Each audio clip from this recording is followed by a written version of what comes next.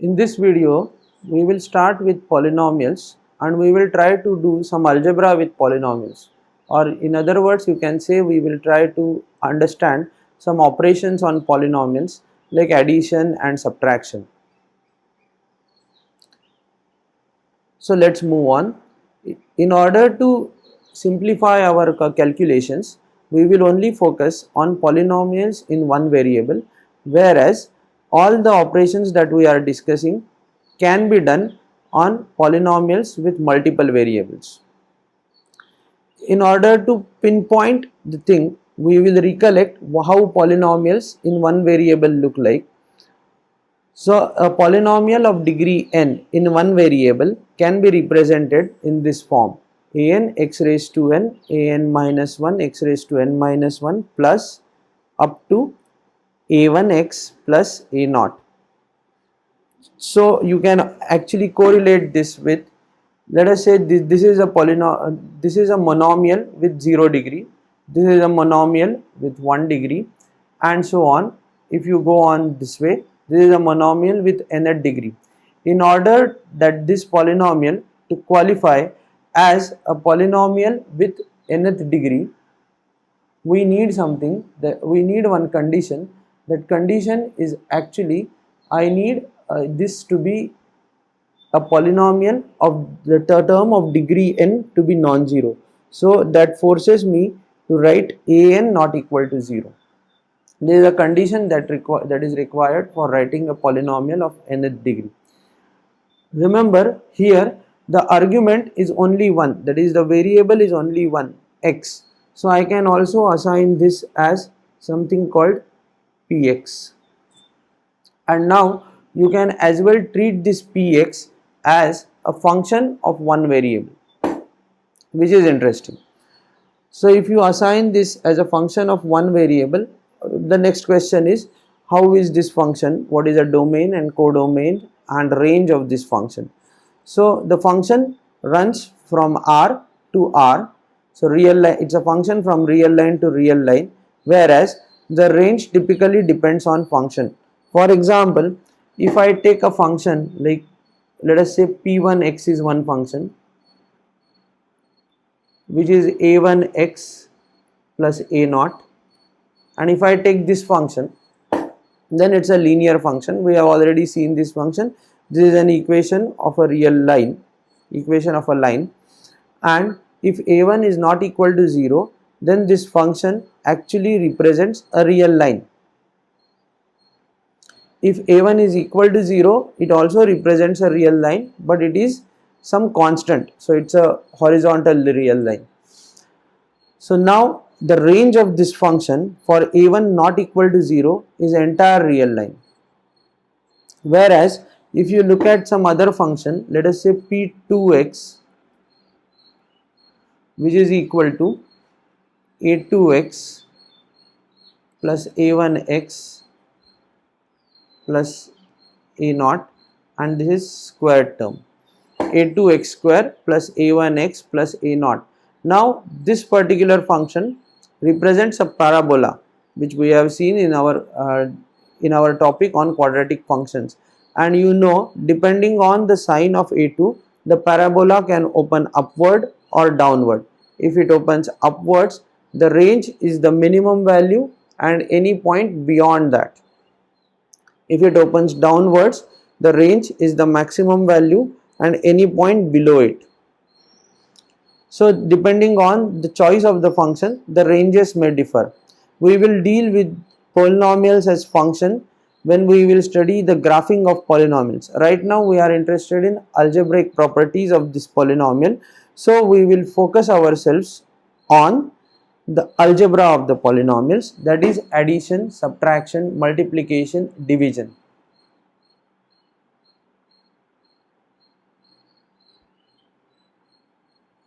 So let us move ahead and try to understand addition of polynomials. We have done this in some sense. For example, currently the polynomial that we have written, that an x raised to n plus an minus 1 x raised to n minus 1 and so on, is also addition of some kind, but it is addition of monomials. So let us try to see, if I have been given two polynomials, how will I add them?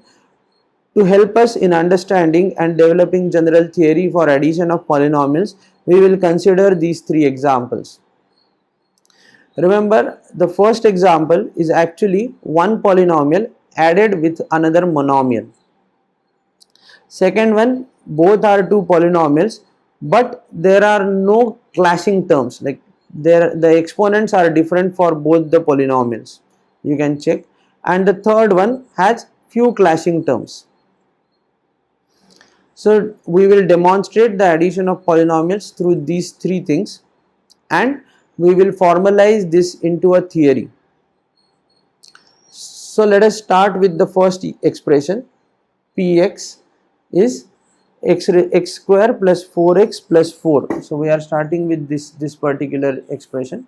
So Px is x square. So if I am writing x square, then it essentially means I am multiplying this with 1. The coefficient is 1.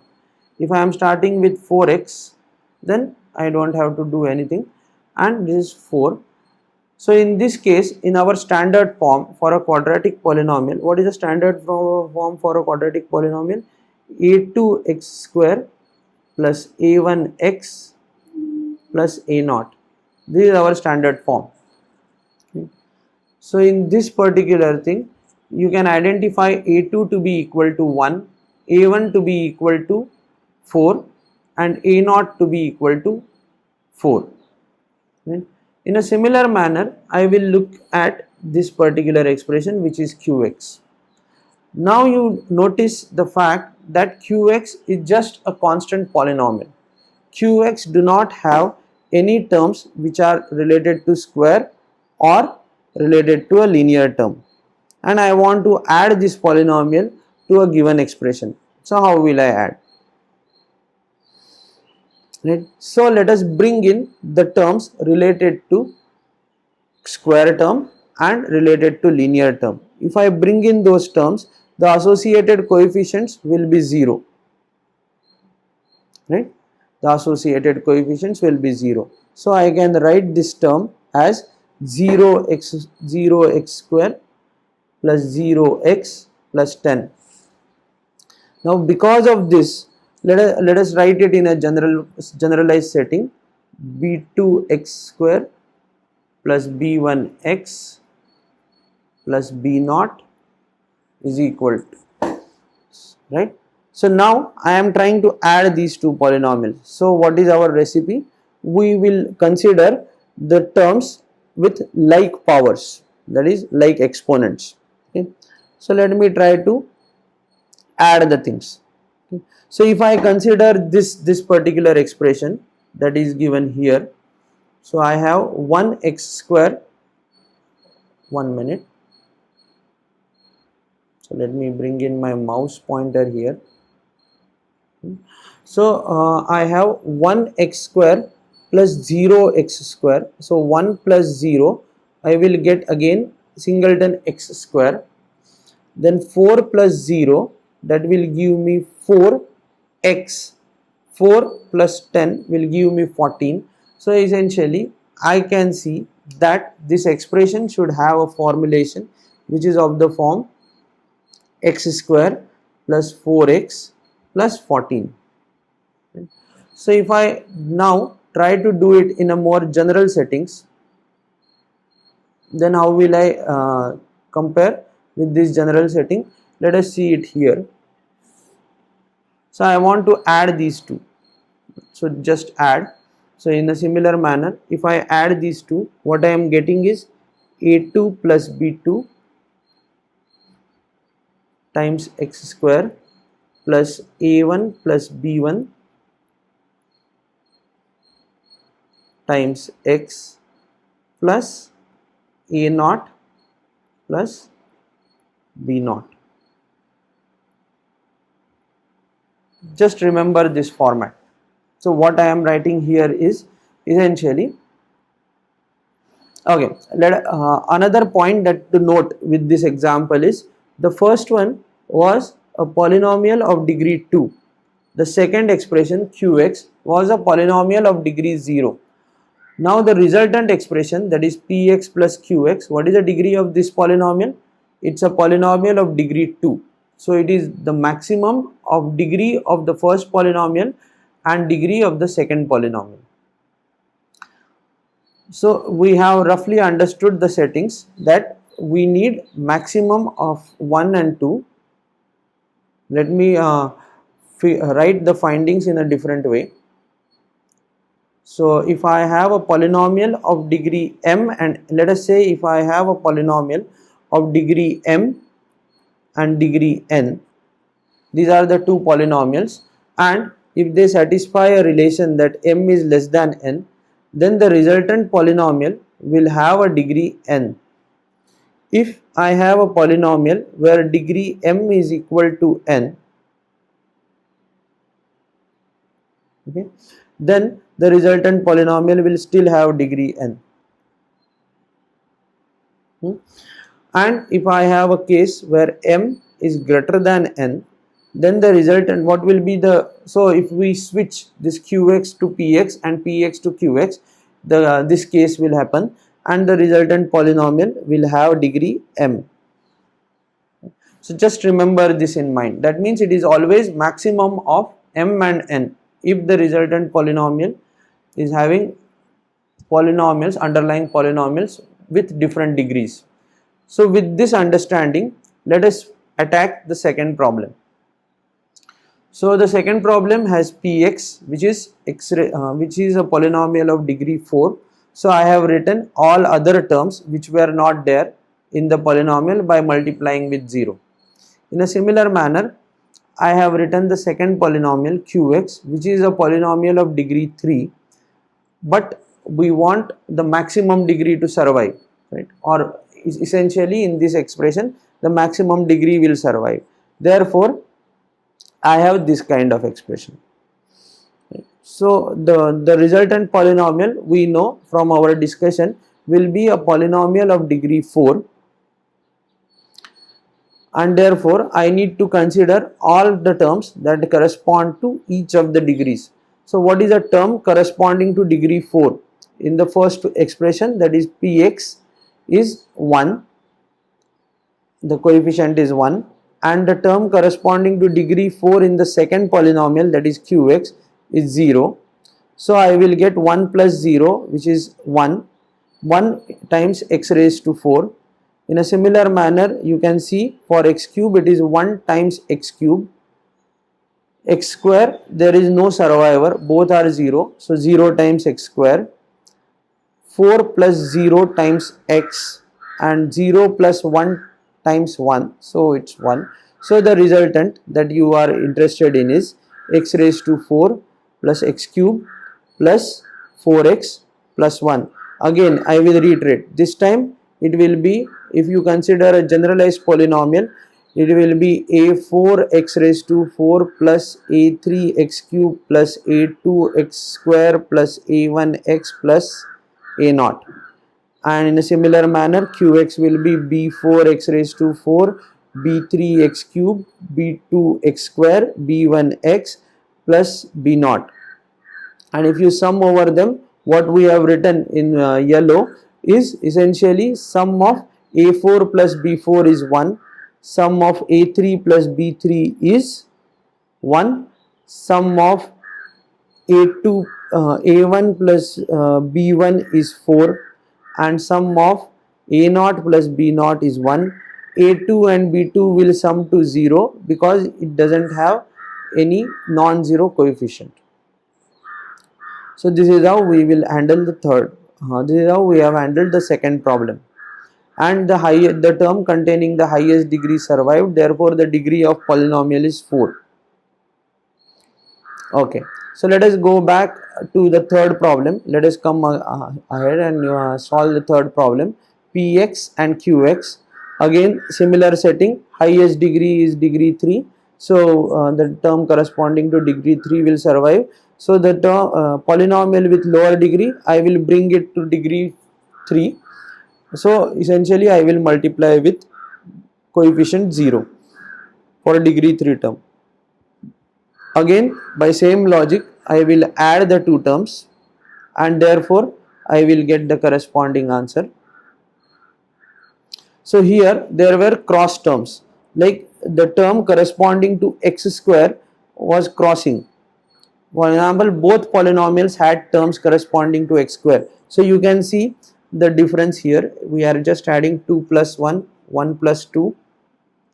So all these things are happening, and together we are writing the result: x cube plus 2 plus 1, that is 3x square, 1 plus 2, that is 3x plus 2.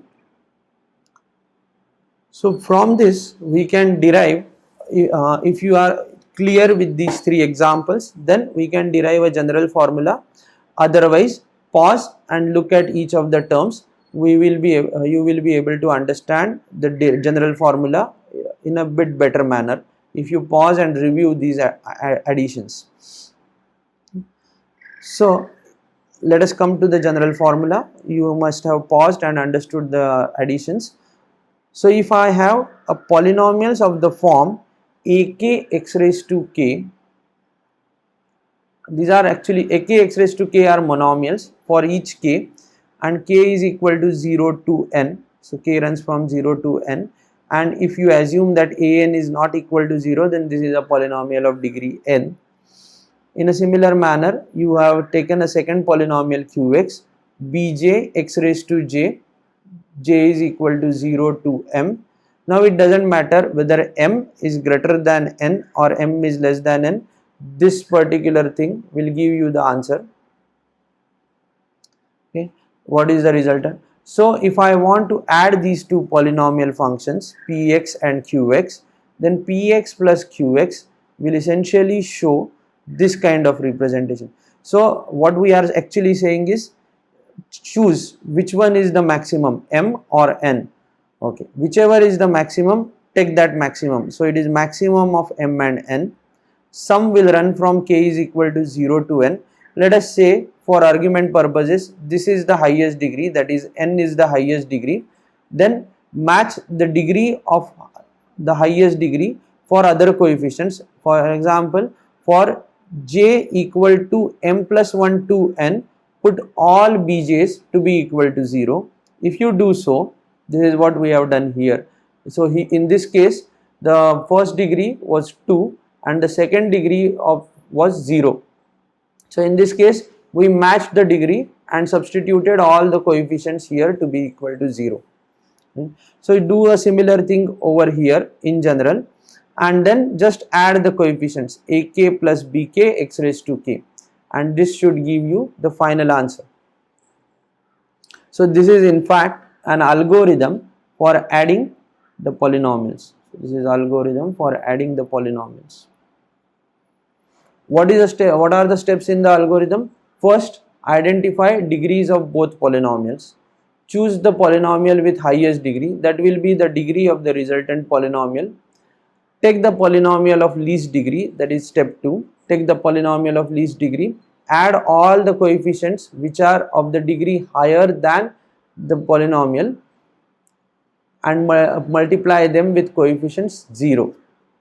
Once you do that, you are ready to do the addition. Add the two using this formulation. So this is how you can actually program into a computer for addition of polynomials. Now let us try to understand this with subtraction.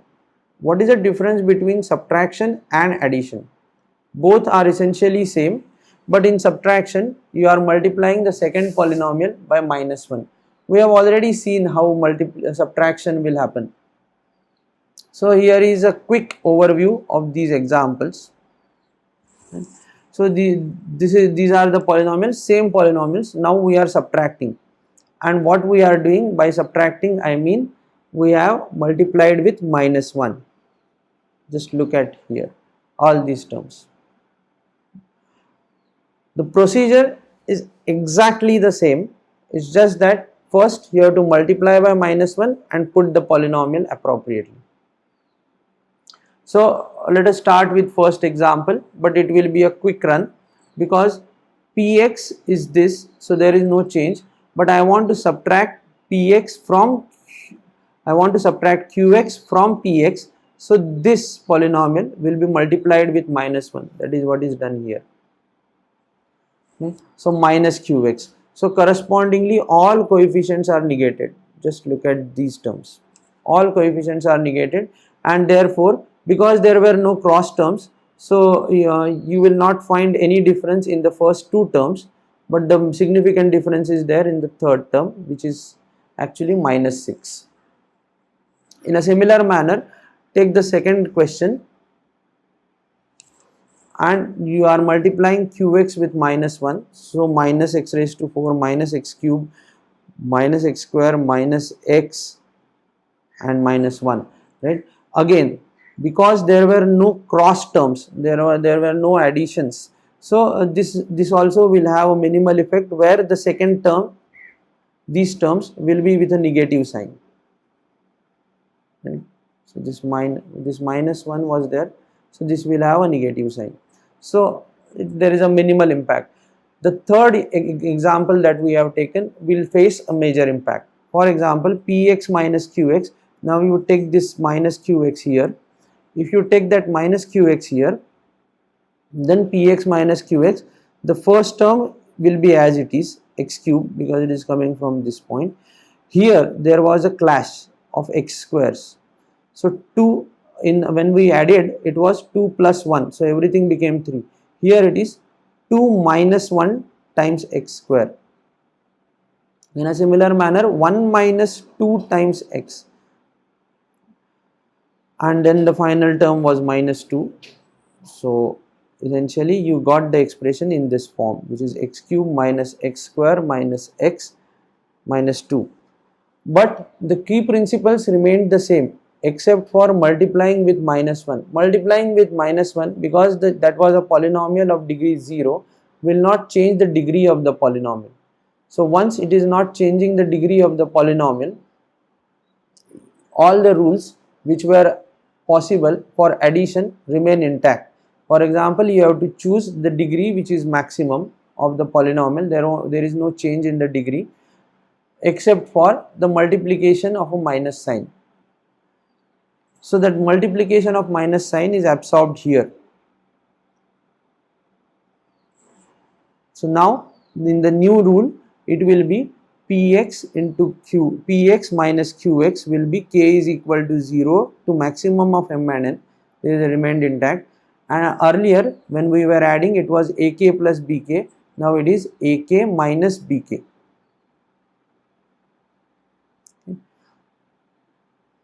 So I hope you have understood addition and subtraction of the polynomials. Both are essentially same, and the resultant what we are getting is again a polynomial.